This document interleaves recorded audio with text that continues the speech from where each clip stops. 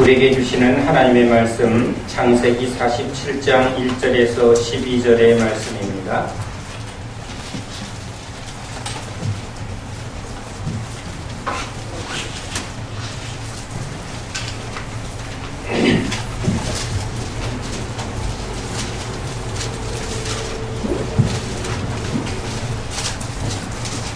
창세기 47장 1절에서 12절의 말씀을 함께 읽습니다. 요셉이 바로에게 가서 구하여 이르되 내 아버지와 내 형들과 그들의 양과 소와 모든 소유가 가나안 땅에서 와서 고센 땅에 있나이다 하고 그의 형들 중 5명을 택하여 바로에게 보이니 바로가 요셉의 형들에게 묻되 너희 생업이 무엇이냐?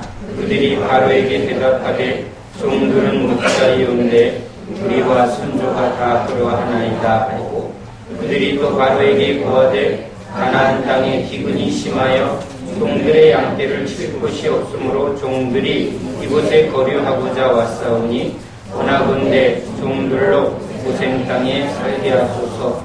바로가 요셉에게 말하여 이르되 내 아버지와 형들이 내게 왔은즉 애굽 땅이 내 앞에 있으니 땅의 좋은 곳에 내 아버지와 내 형들이 거주하게 하되 그들이 고센 땅에 거주하고 그들 중에 능력 있는 자가 있거든 그들로 내 가축을 관리하게 하라. 요셉이 자기 아버지 야곱을 인도하여 바로 앞에 서게 하니 야곱이 바로에게 축복하매 바로가 야곱에게 묻되 내 나이가 얼마냐? 야곱이 바로에게 아뢰되 내 나그네 길이 세월이 130년이니라. 내 나이가 얼마 못되니 우리 조상의 나그네 길의 연조에 미치지 못하나 험악한 세월을 보내었나이다 하고 야곱이 바로에게 축복하고 그 앞에서 나오니라.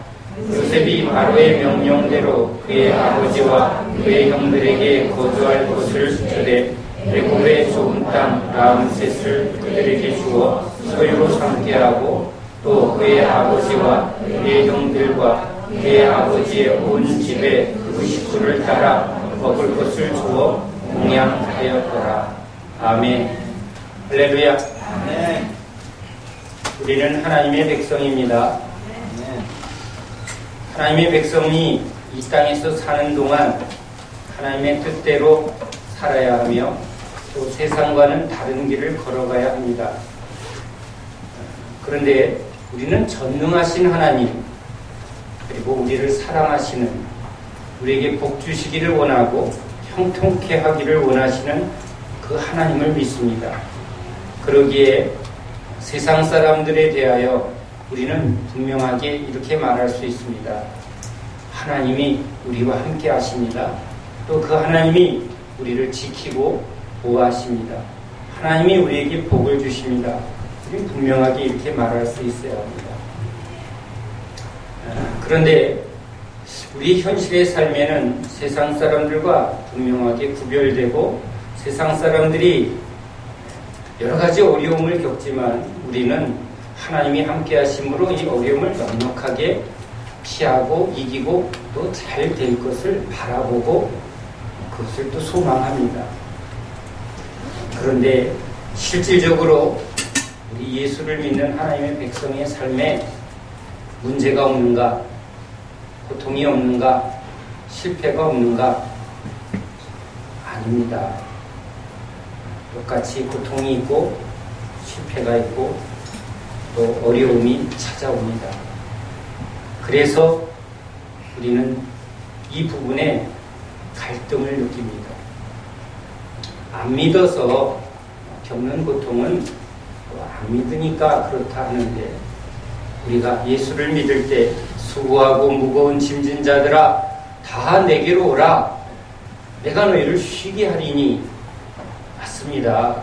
예수를 믿을 때 우리를 묶었던 모든 그 짐과 묶였던 그 굴레가 다 풀어지는 자유함을 기쁨을 우리가 겪습니다. 꼭 홍해바다를 건너서 애굽의 노예 생활이 다 끝나고 또 그 이스라엘을 늘 괴롭혔던 애굽의 군대가 하나님의 능력으로 다 멸하여지는 저에게 적용하면 밤마다 저를 뭔가 알 수 없는 그런 고통 가운데, 막 나락 가운데 떨어뜨리게 하고 막 이상한 것들이 나를 괴롭혀서 왜 나한테 이런 일이 있지 하고 알 수 없는 고통, 절망에서 그것이 사단이었고 악한 영들이었고 또 그 본질에는 죄가 있었고 또 나의 무지함이 있었다는 것을 예수님을 통해서 알게 되고 거기서 자유를 얻게 되고 이젠 귀신을 쫓고 또 늘 저를 고통스럽게 했던 이 허리병, 디스크의 오랜 질병도 주님이 고쳐주시고 그리고 이제 아픈 사람을 위해서 저를 기도하는 사람으로 그렇게 저의 인생을 분명하게 바꿔주셨습니다.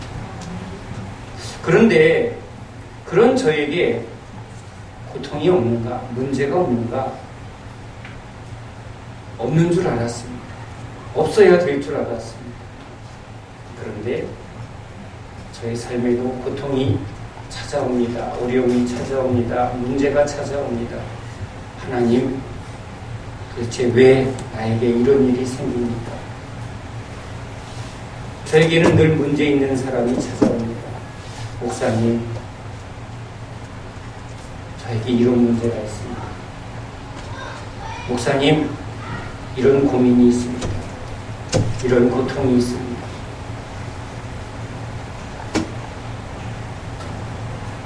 같이 신앙생활하는 우리 지체들 안에 이런 문제들을 늘 제가 듣게 됩니다. 그러면 그 고통 가운데 이 문제는 도대체 왜 우리에게 찾아오는 것이고 또 이 문제는 어떻게 해결해야 할 것인가? 이것이 우리에게 날마다 부딪히는 일입니다.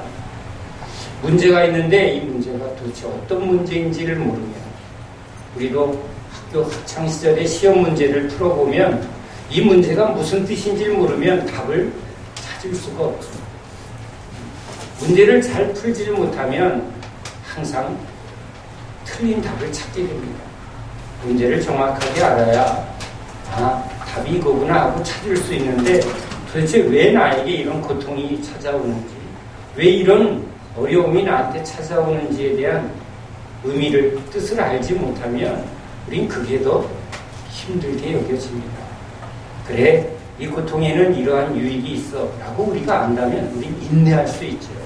그래, 이거 끝나면 분명히 좋은 일이 있어 라는 확신이 있다면 우린 어려움을 어려움으로만 여기지 않을 것입니다.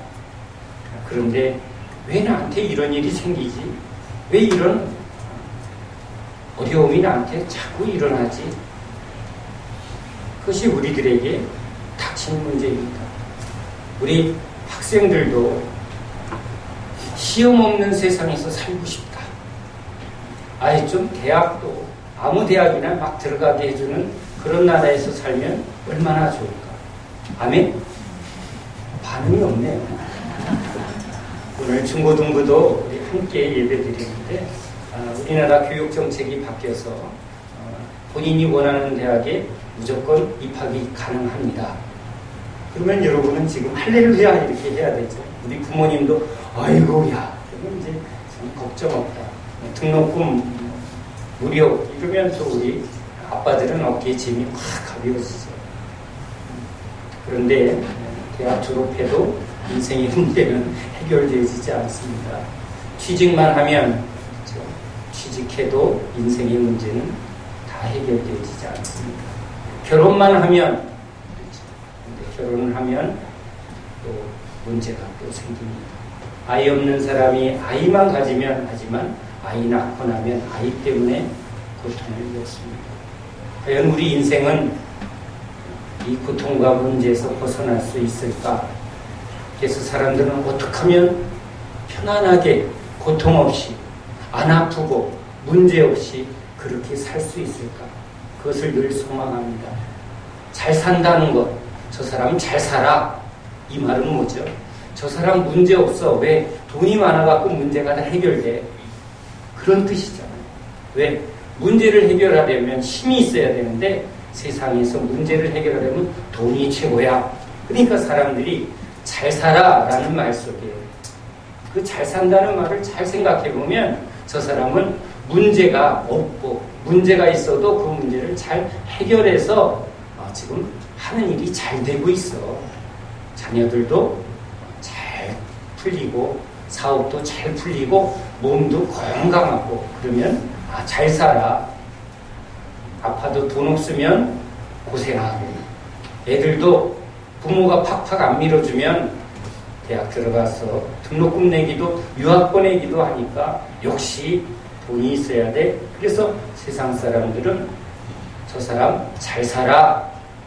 그 말엔 돈이 많아. 그게 잘 살아라는 말 속에 여러 가지 의미를 담아서 말하지.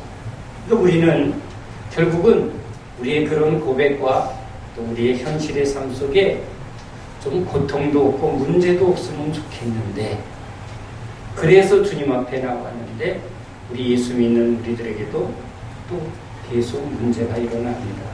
도대체 이 문제는 왜 나한테 일어날까? 오늘 우리가 읽은 이 성경 속에 야곱이라는 한 신앙의 사람을 삶을 통해서 고통의 의미를 한번 찾아보고자 합니다. 야곱, 그가 형 에서를 속여서 장자권이라는 것을 취합니다. 사실은 이 장자권은 우리가 생각하는 그런 재산권이 아닙니다. 왜냐하면 이 당시 상속법에 의하면 장자는 2개 주고 차자, 둘째는 셋 중에 하나를 줍니다. 그런데 형 에서를 속여서 이 야곱이 장자권을 싹 약속을 해서 뺐습니다. 그렇게 해서 뺏을 수 있는 건지 성경은 말하지 않지만 분명히 그렇게 형을 속입니다. 그런데 그것 때문에 야곱은 형을 피하여 도망갈 수밖에 없습니다. 그래서 결국은 그에게 약속한 아비로부터 받아야 할 재산의 3분의 1조차 그는 받질 못합니다. 그러니까 물질적인 축복으로 보면 그는 이 장자권을 얻으려는 그 술수를 행한 대가로 세상에서 아비로부터 받아야 될 상속권이 오히려 없어집니다. 그 어린 야곱의 삶에도 이 장자권의 의미를 조금은 알았던 것 같습니다. 할아버지 아브라함, 자기 아버지 이삭, 그들은 분명히 부자입니다. 그런데 주변에 보면 부자들이 있지만 이 할아버지와 아버지의 삶에는 특별한 게 있습니다. 돈이 있어서 되는 게 아니라 바로 하나님이 이 할아버지와 아버지의 인생에 하나님이 함께하는 겁니다.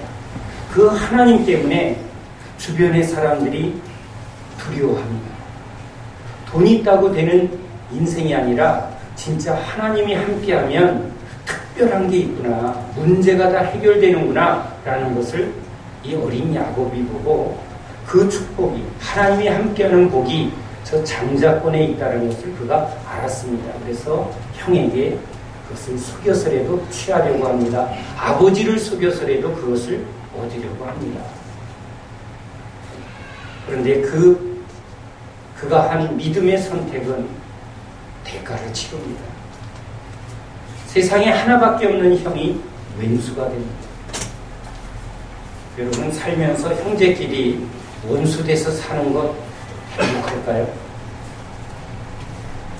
형이 자기를 죽이려 오기 때문에 지금 살려고 바둥바둥하는 약복강의 사건도 이 사람이 겪습니다.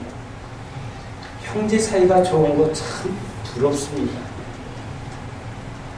피를 나눈 형제끼리 우애가 깊은 것, 이게 얼마나 복입니까? 근데 야곱의 삶에는 이 형은 이제 그런 관계가 되어지지 않습니다. 아버지 그 이삭의 삶과도 지금 이 사건 때문에 20년을 떠나서 이제 부모와 떠난 삶을 삽니다.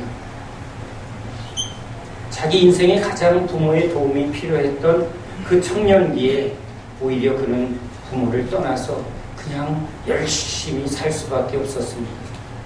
그러니까 아버지와 어머니로부터 가져야 할 여러 삶을 그는 누리질 못합니다. 그에게 큰 기쁨이 생깁니다. 바로 라헬. 남자는 그저 이쁜 여자만 보면 눈이 뒤집힙니다. 그래서 이 세상도 다른 얘기 안 합니다. 이쁘면 됩니다. 이게 여러분 부인할 수 없습니다. 이쁘면 그냥 통하는 게 세상입니다. 여기도 성경은 그걸 인정합니다. 야곱이 이쁜 라헬을 보고 눈이 확 뒤집힙니다. 그래서 그 라헬을 얻기 위해서 얼마나 고생을 하는지 잠도 안 자고 삼촌 라반에게 온갖 노동력 착취를 당합니다. 믿었던 삼촌. 그런데 그 삼촌은 자기를 이용합니다. 여러분, 이용당하는 사람의 아픔을 아나요? 그가 하나님의 이 축복의 장자권을 붙들었는데 그의 삶에는 형제와의 갈등, 또 부모의 마음에 사실은 못을 받고 떠난 아들이 됩니다. 나를 속이다니. 아버지가 그렇게 말할 겁니다. 어떻게 저놈 나를 속이고, 그리고는 저렇게 가출해서 20년을 돌아오지 않고 있는 야곱의 삶. 그런데 마음에 드는 여자, 얼마나 가슴이 뛰었을까요?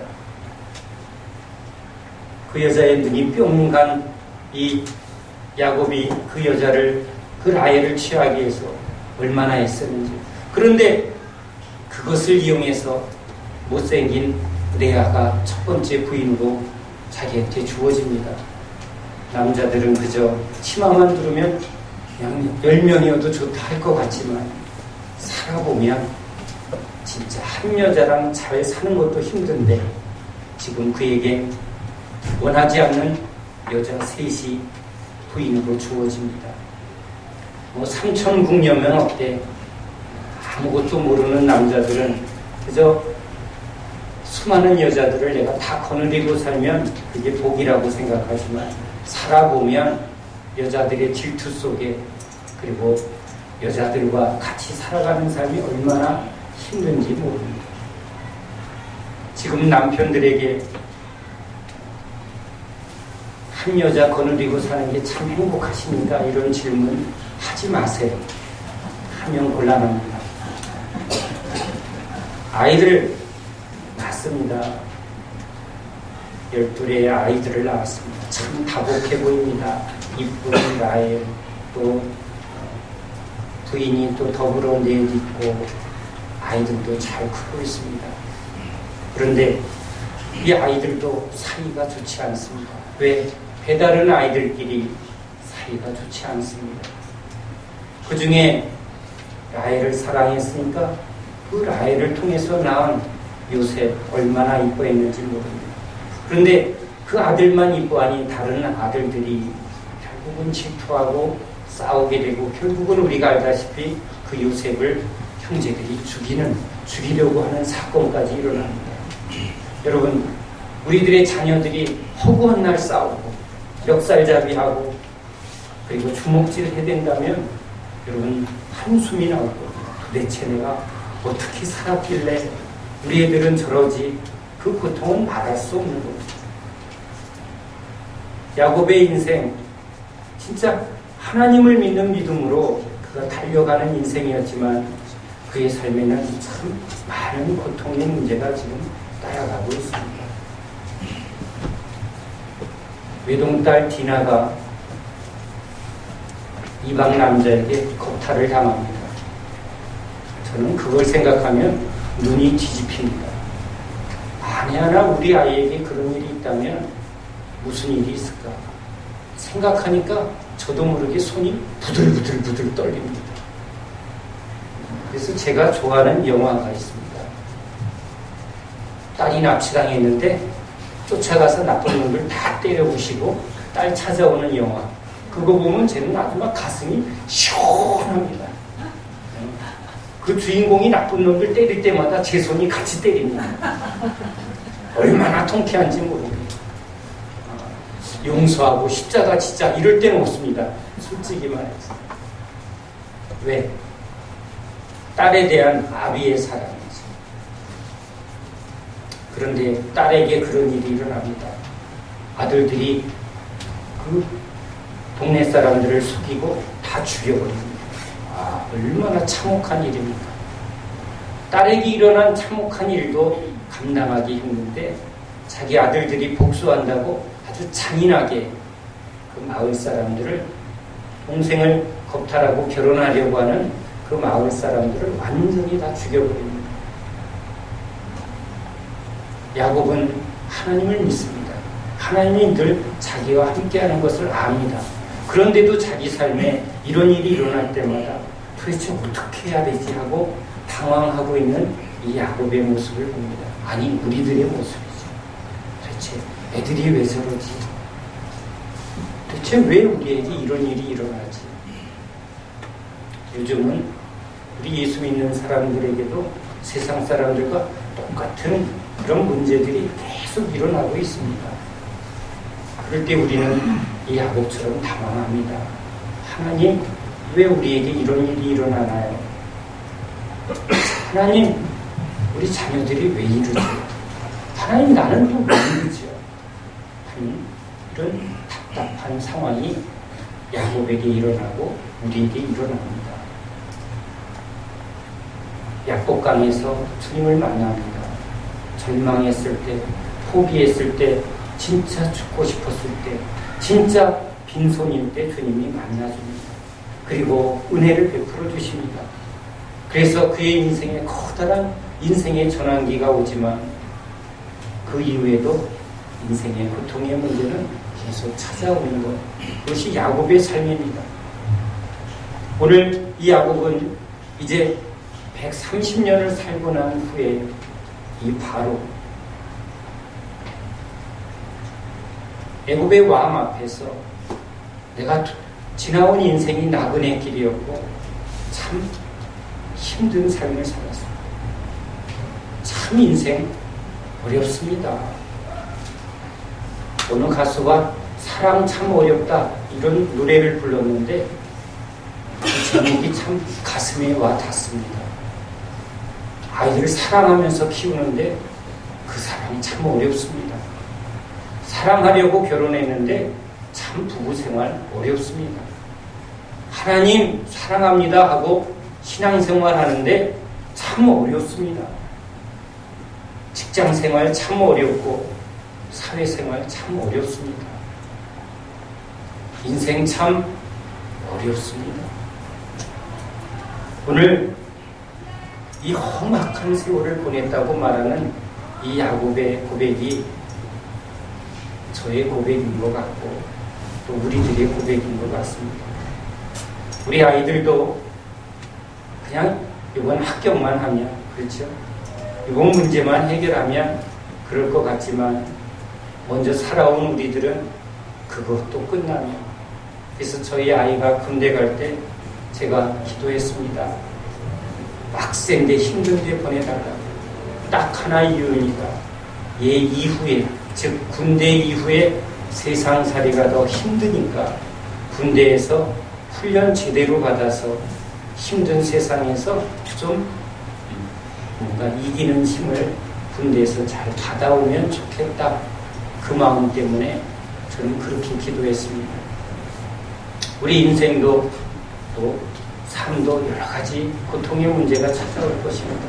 그런데 오늘 우리 군대 간 아이에게 군대에서 훈련을 잘 받아서 거기서 뭔가 이기는 힘, 어려운 상황을 극복하는 힘을 가지면 군대 제대 후에 사회에서 어른의 삶을 살 때 어려운 일이 있을 때 그걸 좀 더 잘 극복하게 바라는 것처럼 오늘 우리 삶에도 고통이 찾아올 때, 힘든 일이 찾아올 때 이것을 그냥 피하고 외면하고 또 이 의미를 깨닫지 못하고 그냥 휩쓸려 가는 게 아니라 여기서 우리는 진짜 하나님의 뜻을 알고 또 의미를 알고 이기는 방법도 잘 우리가 깨달아서 우리에게 주어진 남은 인생 가운데 또 어려운 일이 찾아올 터인데 분명하게 올 터인데 그것을 또 계속 쳇바퀴 돌듯이 원망하며 불평하며 그 의미도 모르며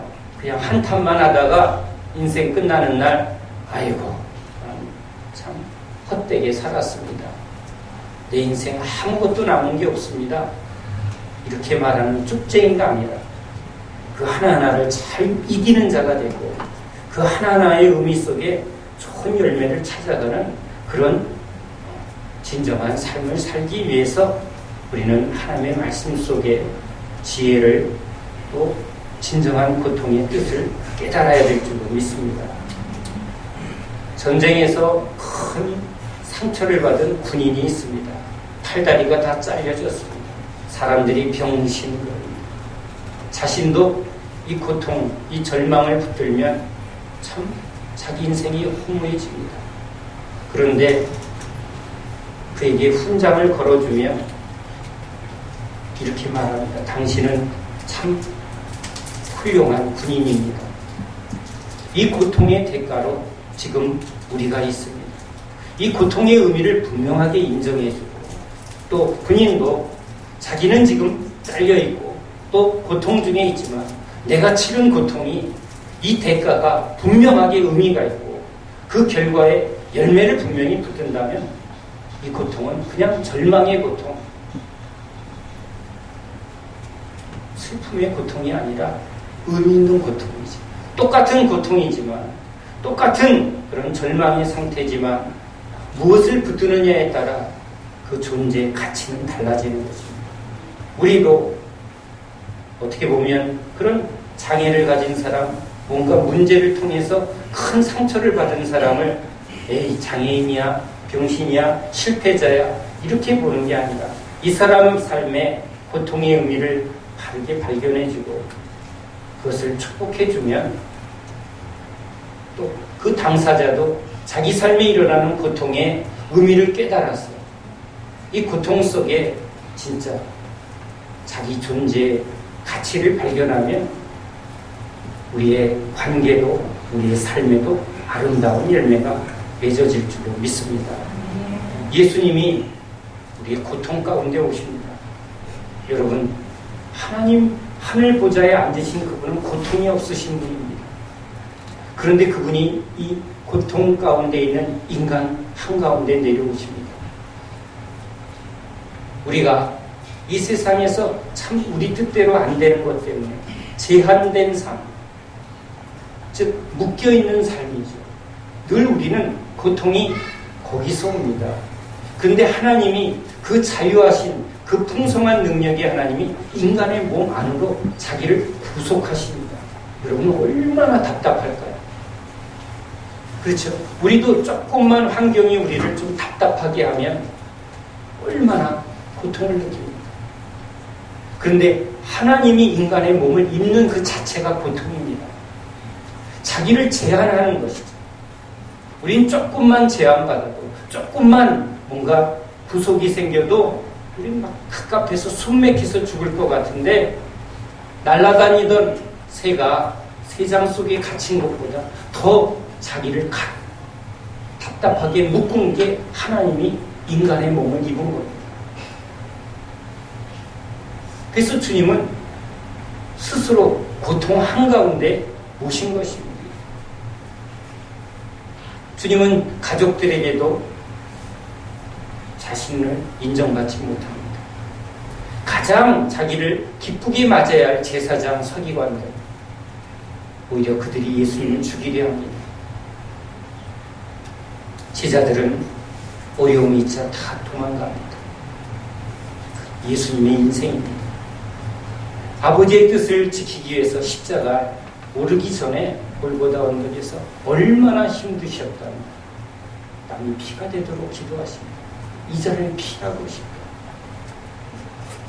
그런데 주님은 그 고통을 짊어집니다. 십자가를 짊어집니다. 왜? 자신의 십자가가 아니라 우리를 위한 십자가죠. 주님은 우리에게 새로운 인생을 약속하는 것입니다. 즉 죄로 인한, 우리는 다 내 죄로 인해, 내 욕심으로 인한, 나의 연약함 때문에 고통을 겪습니다. 자녀에게 잘해준다고 다가가도 우리의 방식이 자녀에게 안 맞습니다. 서로 다르기 때문에. 서로 원하는 게 다르죠. 그러니까 늘 가까운 사람이 제일 상처를 많이 받습니다. 모르는 사람은 상처를 주고받지 않습니다. 가까워지면 상처를 주고받습니다. 그게 인생입니다. 그런데 거의 그 고통의 원인은 다 나한테 있습니다. 자기 중심에 있습니다. 우린 죄로 인하여서 이렇게 고통을 겪고 또 문제를 자꾸 부딪히고 있습니다.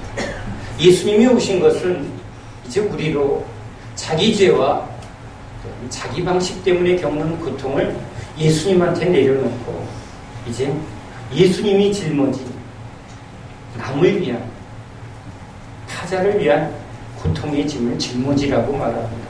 아니, 고통이 싫어서 주님한테 왔는데 내 고통 내려놓고 남의 고통을 짊어지라고 말합니다. 고통이 없이 살고 싶은데, 안 아프고 싶은데 남의 아픈 것을 짊어지랍니다. 저도 디스크 때문에 오래 앓았습니다. 근데 예수 믿고 나서 허리 안 아파서 이 살만해 죽겠는데 너무 좋아요. 아파본 사람은 얼마나 이 육신의 고통이 힘든지를 압니다. 그런데 아픈 사람 기도해 주다 보면 내 허리가 아픕니다. 어떤 날은 12시간씩 한 자리에 앉아서 허리 아픈 사람이 12시간 앉아있다니요. 1시간도 이렇게 앉아있지 못하는 게 허리병입니다. 그런데 어느 날은 12시간을 앉아서 기도를 해주고 있습니다. 그러면 허리가 아프죠. 내 병으로 인한 고통은 없어졌는데 남을 위한 고통의 짐이 나에게 주어집니다. 근데 그 고통은 아픈 사람에게 기쁨을 주는 대가입니다. 우리도 내 배를 채우기 위해서 사는 인생이 아니라 자녀들을 먹이기 위해서 아비들이 고생을 합니다. 힘든 세상살이의 짐을 짊어지고 다닙니다. 아이들은 당연하게 여기겠죠. 아빠가 돈 벌어오는 거 당연하고 엄마가 그냥 날 위해서 쓸고 닦고 치우는 거 당연하게 여기겠죠. 그런데 그 부모의 고통을 언제 할까요? 자식 낳아보고 키워보고 부모님 돌아가시니까 이제 안 해요. 요즘 제가 부모님 생각이 많이 납니다. 저를 끔찍이 이뻐했는데 저 때문에 저분이 얼마나 마음이 상하셨을까 지금에 돌아봅니다. 맛있는 식사라도 한번 제대로 부모님한테 대접해보고 돌아가시기 전에 참 고맙다고 참 죄송했다고 참 사랑한다고 말 한마디 못했습니다. 아버님이 돌아가시기 전에 저를 물끄러미 바라보시던 그 눈빛이 기억이 납니다. 잘 살아야 될 텐데 저를 늘 걱정하는 그 눈빛인가 아니면 이제 네가 잘 살아봐라 그렇게 말하는 눈빛인가 그 눈빛 속에 그냥 아버지가 뭐라고 말한 것 같습니다. 그런데 남자들끼리 그런 말 한마디 못했습니다. 아버지 참 수고하셨어요. 아버지 참 고맙습니다. 이런 말 한마디 못하고 돌아가신 후에 아버지 학교에서 아버지한테 보내는 편지 한 번 써봤습니다. 그런데 이제 남으신 어머니한테 그 효도를 해야 되는데 또 주의 일 한다고 찾아가지도 않습니다. 아픈 사람 열심히 신방 다니다 보면 우리 어머니 아픈데 찾아가는 일이 별로 없습니다. 제가 이런 생각을 하며 위로를 합니다. 독립군 하면 가족들은 고통을 받는구나. 그렇죠. 독립군이 집에 가서 애 챙기면 독립군 못합니다. 그래서 사람들이 자녀들에게 얘기합니다. 너희 아버지 독립투사야. 그러면 자녀들이 그래요? 우리는 행복해요. 그럴까요? 아니요. 그 독립군이 우리 밥 먹여줘요. 아버지는 무책임하게 독립군 노릇만 했지 엄마는 맨날 고생하고 우리는 맨날 힘들었어요. 우리 아플 때 그 아버지 어디 갔어요? 이렇게 말해도 할 말 없습니다. 우린 다 할 수가 없는 그런 연약한 존재입니다. 아무리 잘해줘도 자녀들은 그냥 당연하지, 우린 너무 행복했어요. 저도 말 안 했고 우리 애들도 부족함만 말할 겁니다. 아니, 누구를 비난하는 게 아니라 이게 인생입니다. 이게 우리 인간입니다. 그러니까 원하지 않건 원하건 우리는 이렇게 고통을 겪는 인생 가운데 살아갑니다. 이 고통을 피할 수 없는 고통 속에 우리는 이 고통의 의미를 알고 이 고통 속에 우리는 좀 더 성숙한 삶의 변화를 가져야 합니다. 군인들이 고통을 통과합니다. 힘든 훈련의 과정을 통과합니다. 한계를 경험하고 또 거기서 극한의 상황을 통과합니다.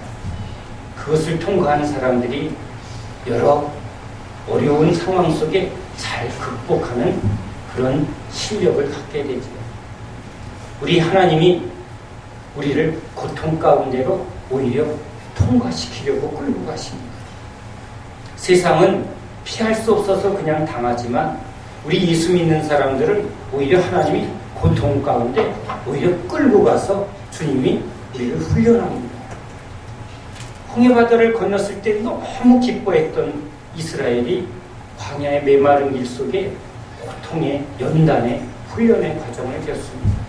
저도 세상이 주지 못하는 놀라운 기쁨을 맛봤는데 제 삶을 돌아보니 주님이 저를 또 여러 가지 고통과 문제를 계속 부딪히게 합니다. 그래서 물을 수밖에 없습니다. 전에는 이게 뭔지를 몰라서 피하려고 술로 도망가고 뭔가 이것을 잊기 위해서 뭔가 쾌락, 즐거움에 그냥 빠졌습니다.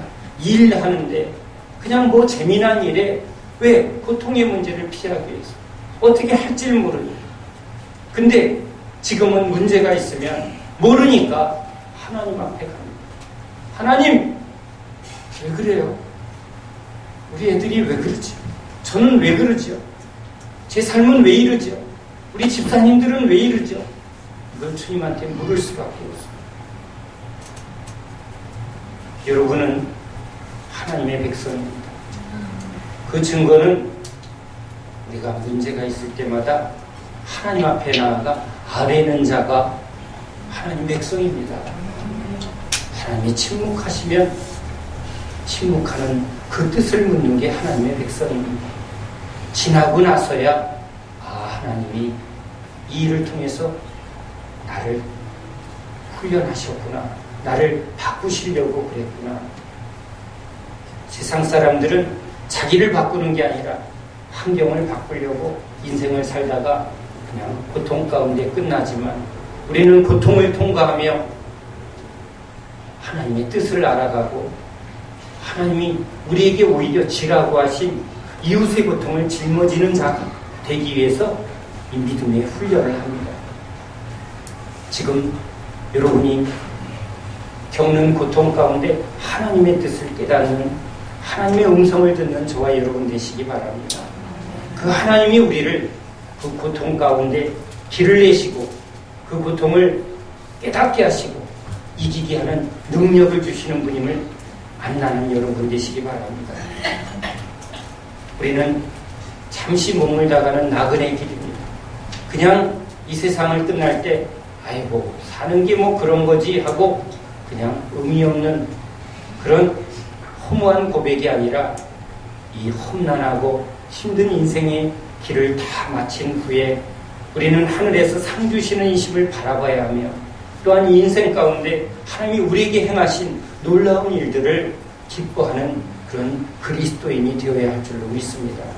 또한 우리의 고통을 통해서 다른 사람의 고통을 이해하고 짊어지는 자가 되어질 때 사랑의 주님, 나를 위해서 십자가에 지신 그 십자가의 사랑을 내가 알고 그 십자가의 사랑을 우리가 행하면서 그 사랑의 깊이와 넓이와 높이를 깨달아 그 사랑의 열매가 우리 안에서 이루어지는 것을 경험하게 하는 그런 진정한 축복의 사람이 되어야 할 줄로 믿습니다. 훈련과 연단 없이 이기고 열매를 맺는 것은 없습니다. 세상에서도 사업을 이루고 뭔가를 이룬 사람에게 물어보십시오. 그것을 이루기까지 얼마나 많은 고통을 겪었는지, 얼마나 많은 어려움을 겪었는지, 그 모든 결실에는 그런 고통의 씨앗이 있고 과정이 있었다는 것을 많은 사람이 이야기합니다.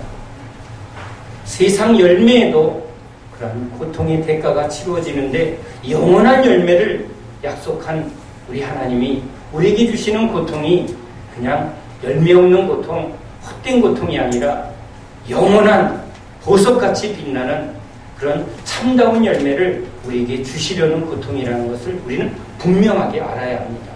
듣고 깨달아 그것을 결실을 맺게 하는 하나님의 선하심을 우리가 붙들어야 될 줄로 믿습니다. 오늘 우리는 또 고통 한가운데 갑니다. 내가 오늘 고통이 없다면 주님은 이제 주변의 고통을 돌아보라고 우리의 고통을 주님이 거둬가신 줄로 믿습니다. 이젠 내 십자가를, 내 죄의 십자가를 주님 앞에 내려놓고 주님이 우리에게 지라고 하신 내 멍에를 함께 지는, 사랑의 멍에를 함께 지는 자, 그게 진정한 그리스도인이죠. 이젠 여러분 우리 옆 사람의 아픔을 한번 보시기 바랍니다. 왜 저럴까? 왜 저런 말을 할까? 왜 저렇게 힘들까? 고통, 힘들어서 그렇게 나오는 그 몸짓 안에 그 사람의 깊은 아픔이 느껴질 때 우리는 그 고통을 위로하고 또 섬기는 자가 될 수 있는 겁니다. 주님이 우리에게 그렇게 찾아오셨듯이 우리도 주 예수의 이름으로 그 아픔과 고통 가운데 있는 그 사람의 영혼에 손을 붙들어주고 예수의 이름으로 기도하는 저와 여러분 되시기를 예수님의 이름으로 축원합니다. 기도합니다. 하나님